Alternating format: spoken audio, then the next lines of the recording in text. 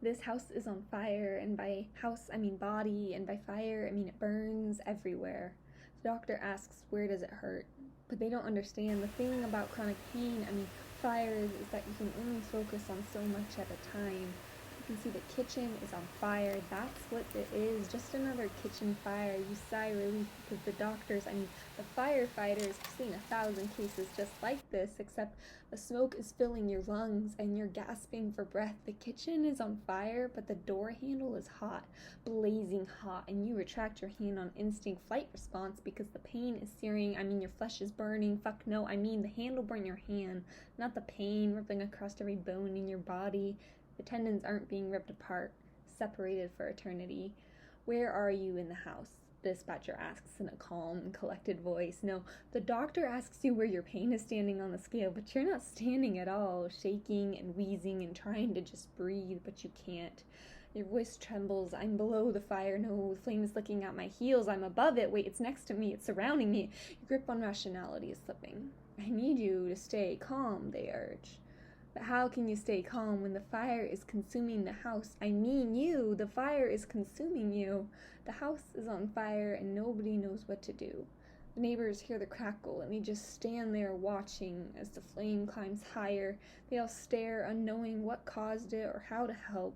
They throw things at the fire, hoping to help, but they're just adding to the kindling, adding to the heat and the smoke and the tragedy of it all. The firemen finally put out the flame. They begin searching for any remnant of life remaining. Satisfied with what they find, they leave. They just walk out the door as if the hinges aren't frayed, as if the structure isn't burnt to a crisp, needing so much more than a quick cleansing. This house needs to be purged, needs to be rebuilt from the very foundation, and the embers get ignored. The faint whispering of the beast once contained. No, it wasn't contained, it simply dwelled. Yes, there was a monster dwelling here once, and the building is haunted to its core. The fire rekindles, starting anew from a different room, and dear God, it's quicker now, stronger even. It wasn't snuffed out, and it can't be beaten. The burn marks didn't even have time to heal before they were split back open, and as the house alights again, I am faced with the same damn question: where does it hurt? But that's the thing, where doesn't it? The entire house is on fire, and as the floorboards squeal and shift in agony, so too does my body. The shutters crash and the mirrors shatter.